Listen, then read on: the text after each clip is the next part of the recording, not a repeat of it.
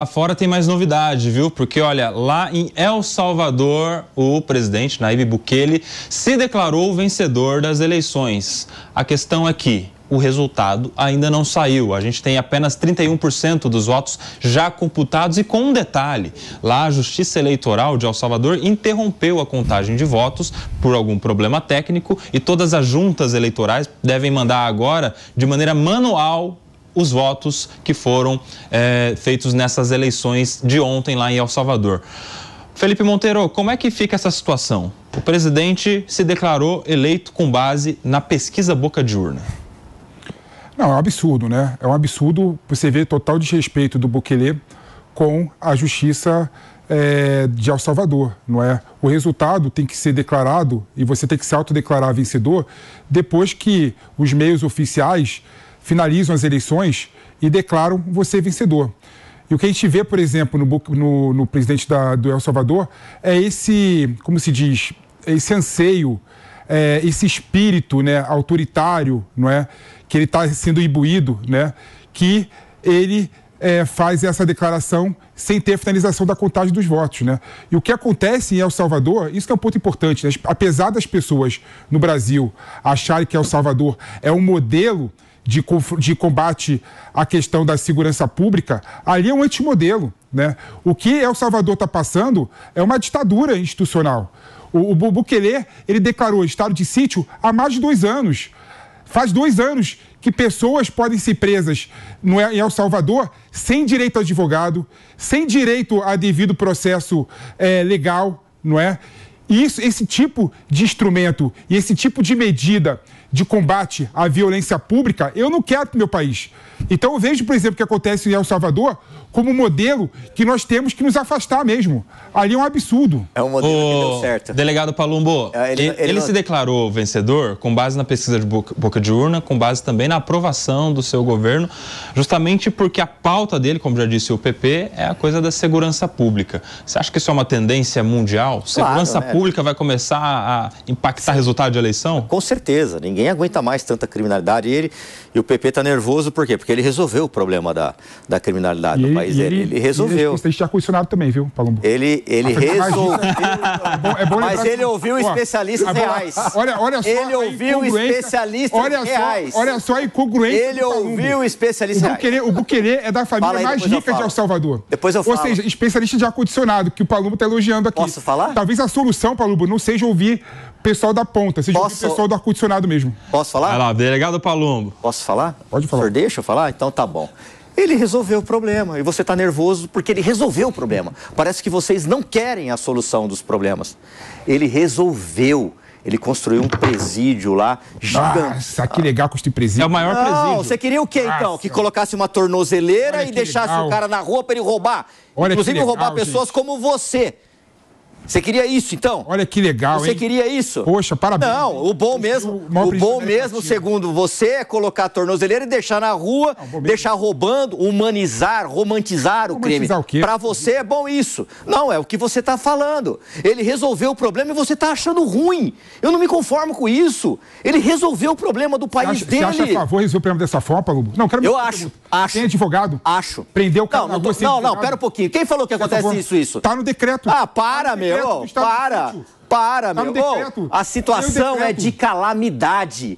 Ele resolveu o problema. Você defende bandido ou cidadão do bem? Você pode prender... Você defende bandido ou cidadão do bem? Eu defendo o cidadão do bem, claro. Não defende não. Você defende bandido. Se você defender cidadão do bem, você estava a favor da população. Não, pelo contrário.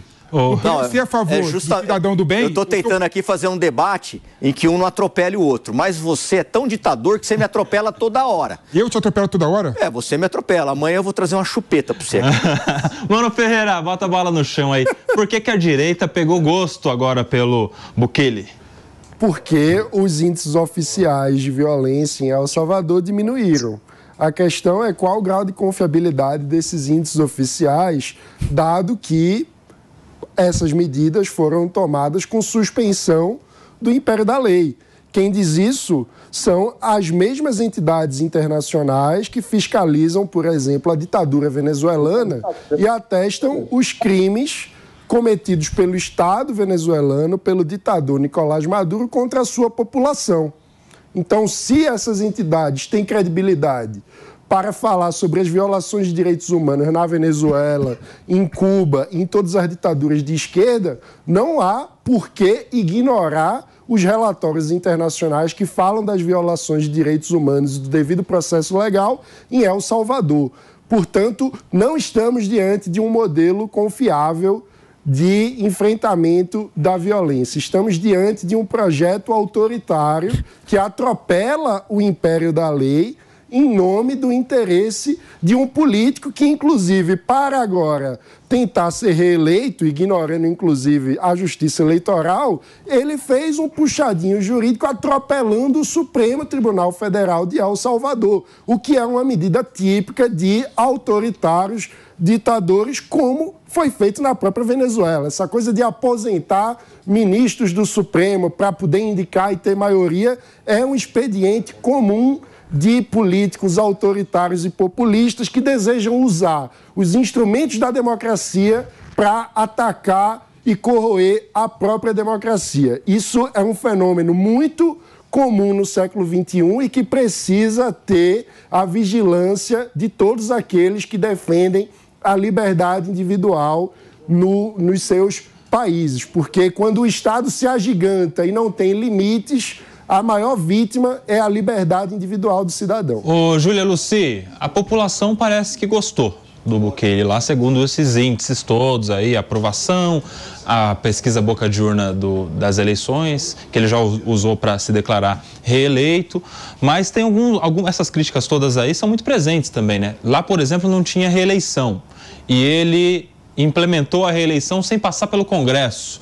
Como é que você vê essa dicotomia aí de agradar a população, mas, por outro lado, não respeita muito os processos legislativos e tal? Júlia Lucy. A gente precisa analisar os fatos, né? Então, nós estamos, sim, diante de um presidente extremamente popular, que é muito bem avaliado, as pesquisas mostram em torno de 90% de aprovação. Ele trouxe a solução para o principal problema que a população sentia, porque mais importante do que uma economia forte é as pessoas se sentirem num país em que elas vão continuar vivas.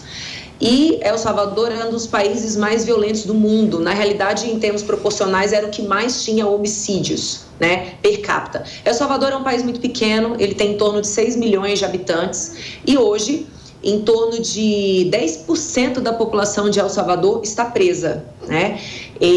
O presidente, ele construiu o maior presídio do mundo. Nesse presídio hoje residem 40 mil pessoas.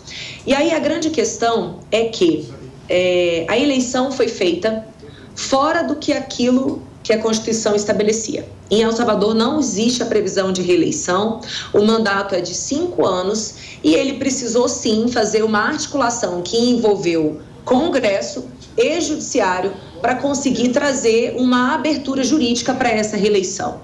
Acho isso saudável? Não, de forma nenhuma. A gente precisa entender que a Constituição de um país, ela deve ser respeitada em todos os momentos, independente das crises que os países atravessem.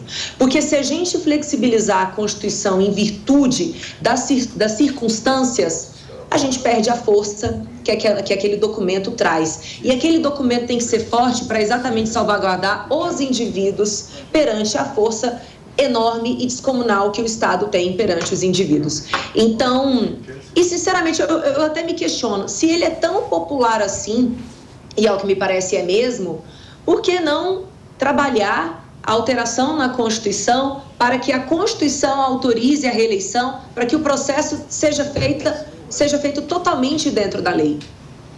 Então, é uma desconfiança que eu não posso deixar de ter a despeito do bom resultado que ele apresenta na segurança pública. E se a gente pode importar algo da segurança pública de El Salvador para o Brasil, é aumentar o número de presídios. Porque houve uma relação direta, mais pessoas presas, a criminalidade diminuiu. Se houve a prisão dos cabeças do crime ou não, não sei, mas o fato é que houve, são dois dados que estão intrinsecamente ligados. Então, a política de desencarceramento, que é o que nós vemos hoje sendo defendido no Brasil, vai piorar mais a nossa segurança pública. Agora, para aplicar isso aqui no Brasil, a gente tem que abrir mão do respeito à nossa Constituição? Não, de forma nenhuma. A gente não pode achar que os meios justificam os fins. Agora,